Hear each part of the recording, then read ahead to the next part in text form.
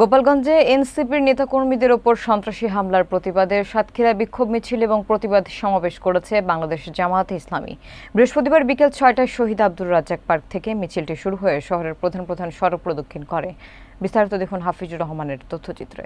বিক্ষোভে নেতৃত্ব দেন জামায়াতের কেন্দ্রীয় শুরা সদস্য এবং সাতক্ষীরা জেলা আমির উপাধ্যক্ষ শহীদুল ইসলাম মুকুল এবং জেলা সেক্রেটারি মাওলানা আজিজুর রহমান।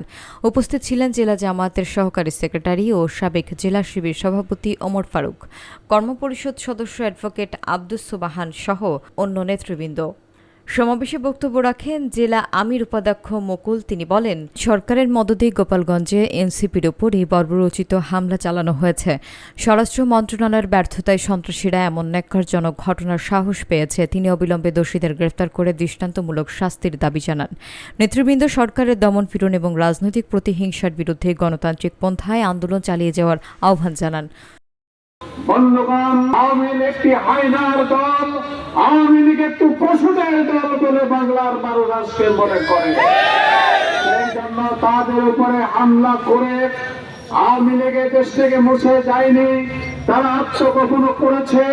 তারা ইঁদুরের চালার মতো জায়গায় হয়তো তারা নিজেদেরকে লুকিয়ে রেখেছে।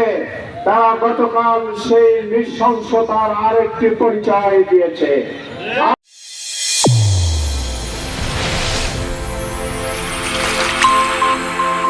চ্যানেল A1 হৃদয়ের স্পন্দন।